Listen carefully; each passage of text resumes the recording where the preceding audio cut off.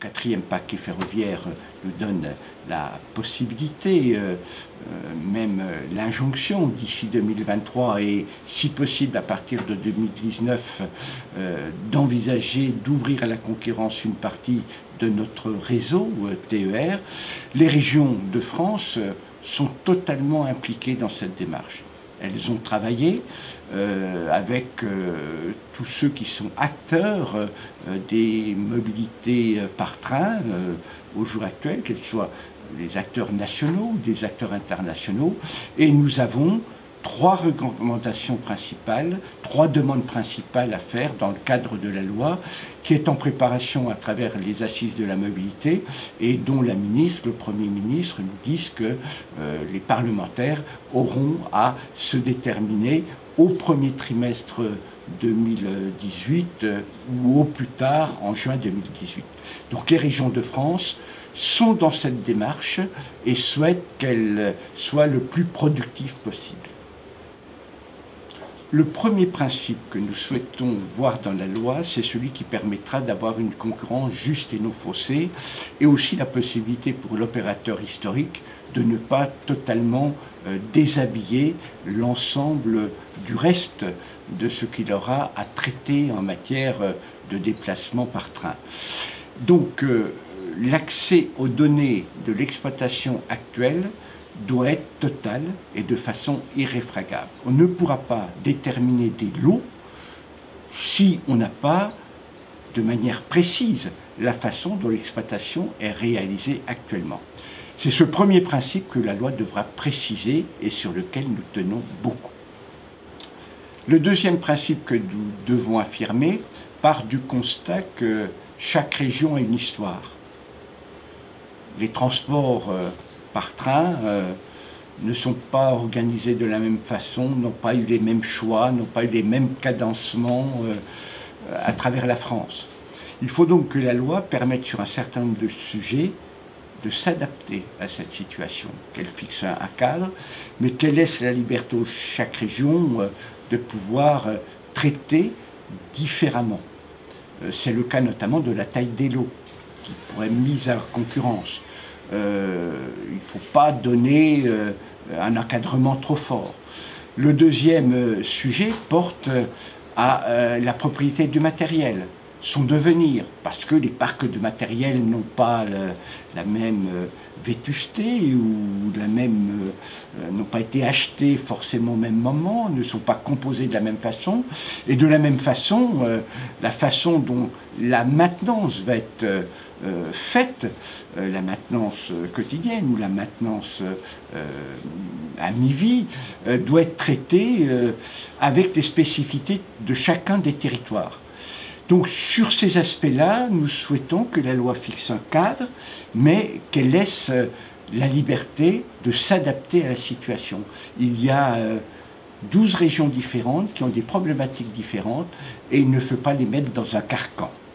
Le troisième principe que l'on veut retenir pour cette prochaine loi, c'est la reconnaissance du rôle d'architecte des régions, d'architectes en matière de mobilité. Pour l'instant, la loi leur donne la compétence en autorité organisatrice de transport.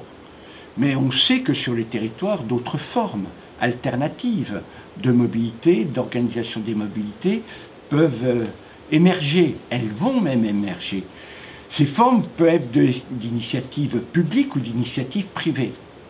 Il est impératif que la loi reconnaisse aux régions leur rôle d'autorité organisatrice de toutes les mobilités sur leur domaine de compétences, et ceci en partenariat avec les autorités organisatrices de mobilité qui sont reconnues actuellement par la loi et que sont les agglos. Ce que veulent nos concitoyens, c'est à terme un titre de transport unique qui leur permette d'aller à un point A à un point B. Ils se fichent de qui organise tel ou tel transport. C'est un titre de transport unique avec un paiement unique et souvent dématérialisé parce que l'histoire va dans ce sens.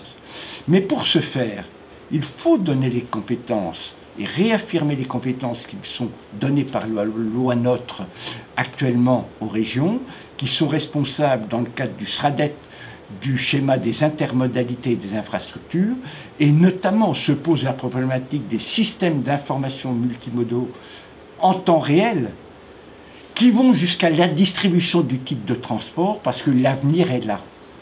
Et après, il y a des systèmes intégrateurs qui peuvent intégrer l'ensemble de ce qui est fait par chaque région, mais le rôle d'architecte dans une région donnée, confié aux conseils régionaux, est une nécessité si on veut déjà s'adapter à la situation de chacune des régions et pouvoir travailler en cohérence et dans le temps.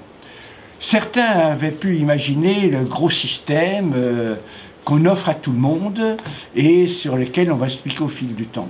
Ce serait une erreur de faire cela, parce que cela voudrait dire que tout le monde est prêt au même moment. Or, chacun son histoire et chacun ne sera prêt au même moment. Donc ce grand système imaginé est valable à un temps donné pour tout le monde, est intellectuellement facile à mettre en place, mais se heurte à la réalité des territoires et à la différenciation. Et ce qui est important, c'est que les régions soient en dialogue à travers cette démarche de mise en place de ce système, qu'elles soient en dialogue avec tous les acteurs dont je parlais tout à l'heure, publics et privés, et qu'elles puissent définir, eh bien, comme un architecte, la façon dont cela va se dérouler sans pour autant être responsable de tout.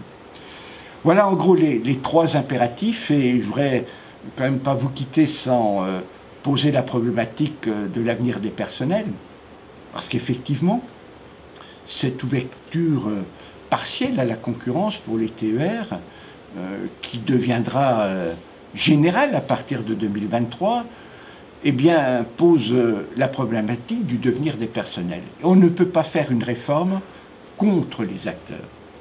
Donc, les régions ne sont pas en prise directe sur la problématique du personnel, puisque là, ce sont des négociations avec les SOS où l'État doit être totalement à la manœuvre.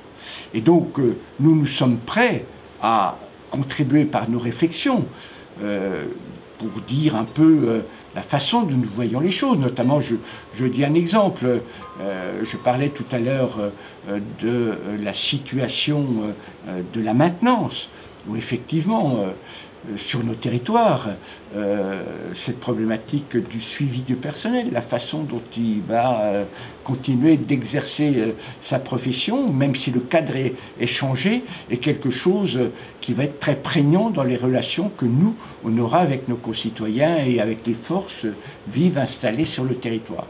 Donc nous, on peut être là en rôle d'information, de dialogue, mais la responsabilité en revient totalement à l'État, et nous espérons que ce ne sera pas le point qui fera achoper la réforme qui est nécessaire et le plus vite possible.